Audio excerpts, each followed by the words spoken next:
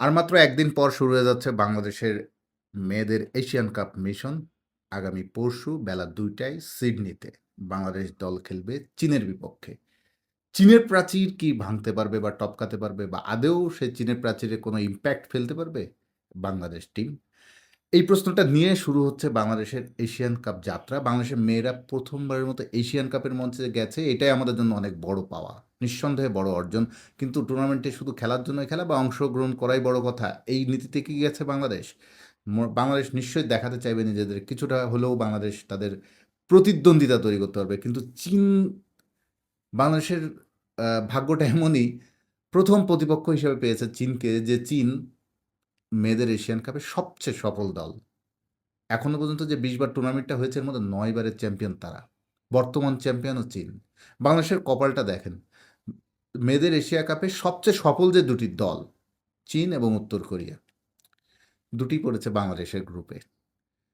চীনের পরে উত্তর কোরিয়ার সঙ্গেও খেলবে বাংলাদেশ। মূলত মেয়েদের এশিয়া কাপে আমরা দেখি চীন, উত্তর কোরিয়া, জাপান, কখনো অস্ট্রেলিয়া। মূলত চীন, জাপান, উত্তর কোরিয়া। এই ৩ টা দলেরই দাপট বেশি। এই ৩ টা দলই সাধারণত, বিশেষ করে চীন, চীন রীতিমতো অপ্রতিরোধ্য হয়ে ওঠে ম্যাক্সিমাম মেয়েদের এশিয়া কাপে। এবং চীনের সঙ্গে আমাদের ব্যবধানটা কত একটু দেখেন মেয়েদের টুর্নামেন্টে। চীনের র্যাঙ্কিং হচ্ছে ১৭, সেখানে বাংলাদেশ আছে ১১২। ৯৫ ধাপ ডিফারেন্স। এই ৯৫ ধাপের ডিফারেন্সটা রাতারাতি মানে কমিয়ে আনা, এটা খুবই অসম্ভব একটা বিষয়। তবুও বাংলাদেশ চীনকে নিশ্চয়ই হারার আগে হারবে না। চীনের বিপক্ষে হারার আগে হারবে না। মনিকা চাকমা সে কথাই অন্তত বললেন। তারা চীনকে নিয়ে চিন্তিত নয়, তারা বরং বেশি চিন্তিত নিজেদেরকে নিয়ে। রোববার অনুশীলনের ফাঁকে কথা বলেছিলেন বাংলাদেশের প্রতিনিধি হয়ে, দলের প্রতিনিধি হয়ে মনিকা চাকমা। তিনি বলছেন তাদের নিজেদের নিয়ে বেশি ভাবছে। তারা বেস্টটা দিতে চায় তাদের জন্য, পরিবারের জন্য, দেশের জন্য, সবার জন্য। বাংলাদেশের ফুটবল ফ্যানদের জন্য। হারানোর কথাটা আমরা আপাতত একপাশে সরিয়ে রাখি। চীনের সঙ্গে চীনকে চ্যালেঞ্জ জানানো কি এতই সহজ? চীনের দেখুন শুধু র্যাঙ্কিং, তাদের ইতিহাস, সাফল্য মেয়েদের ফুটবলে অনেক এগিয়ে, শুধু তাই বলে নয়। দেখেন তারা উচ্চতায়ও কিন্তু আমাদের বাংলাদেশের ফুটবলার যারা আছেন তাদের অনেক বেশি, ম্যাক্সিমাম ফুটবলারই, চীনের ফুটবলাররা হাইটে অনেক এগিয়ে। এরিয়াল ফুটবলে তো বাংলাদেশকে সহজেই মনে হয় বিট দিয়ে দিতে পারবে, এরকম একটা ধারণা করা হচ্ছে। দেখা যাক বাংলাদেশের ফুটবলাররা সেটা কতটা চ্যালেঞ্জ জানাতে পারে ঋতুপর্ণা ফায়দারা। আ ওদের গোলকিপার তো ৬ ফিটের হাইট। সে গোলকিপারকেও বিট দেয়া এত সহজ হবে না। তো সব মিলে আসলে চ্যালেঞ্জ যখন, মানে চীন তো আর এমনি চ্যাম্পিয়ন হয় না। নিশ্চয়ই তাদের সেই কোয়ালিটি, সেরকম ফুটবলারদের মান, উচ্চতা, ফিজিক সব মিলেই তো একটা কম্প্যাক্ট প্যাকেজ বলেই তো চীন এই টুর্নামেন্টে এতবার চ্যাম্পিয়ন হয়।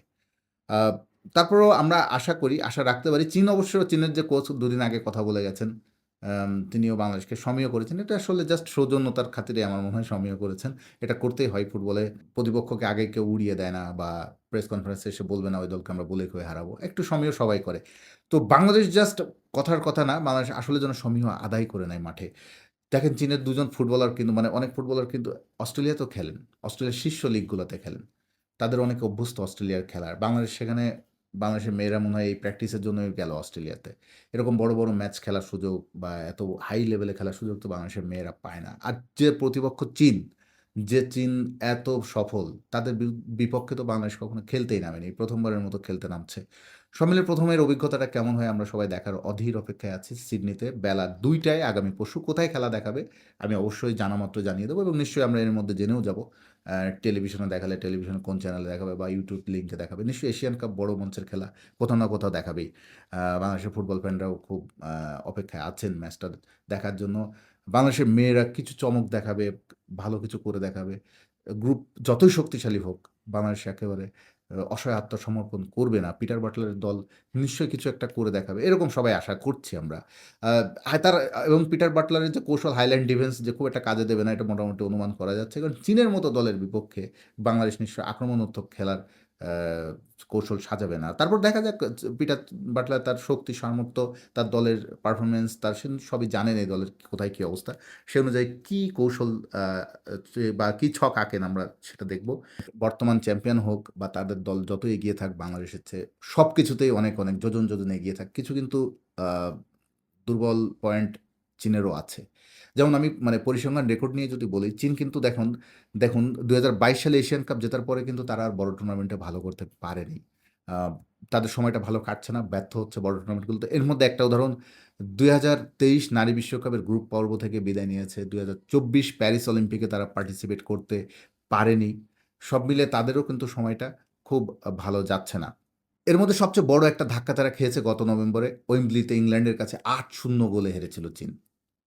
তার মানে চীন যতই বাংলাদেশ থেকে অনেক এগিয়ে থাক, মানসিকভাবে কিন্তু তারাও খুব একটা মানে স্বস্তিতে আছে তা বলার সুযোগ নেই। গত ২-৩ বছরের পরিসংখ্যান অন্তত বলছে বড় স্টেজে তাদের অনেক ব্যর্থতা আছে। কিন্তু বড় স্টেজে ব্যর্থতা থাকলেও এশিয়ান মঞ্চে আবার তারা নিজেদের ফিরে পাওয়ার সর্বোচ্চ চেষ্টাই করবে। বাংলাদেশ দলের আ একঝাঁক প্রতিভাবান ফুটবলার আছে। আমরা তো জানি তারা এরই মধ্যে নানা জায়গায় সাফল্য পেয়েছে। অন্তত দক্ষিণ এশিয়া অঞ্চলে বাংলাদেশের শ্রেষ্ঠত্ব প্রমাণ করেছে আমাদের বাংলাদেশের মেয়েরা। এর মধ্যে আরেকটা বিষয় যোগ হয়েছে যেমন সুমাইয়া তো আছেন, এর মধ্যে বাংলাদেশের আরেকজন প্রবাসী ফুটবলার যোগ হয়েছেন আনিকা রানিয়া। আমরা তাকে নিয়েও বেশ আশাবাদী। তিনি সুইডেন থেকে এসেছেন। আমরা দেখতে চাইবো তার ঝলকটা।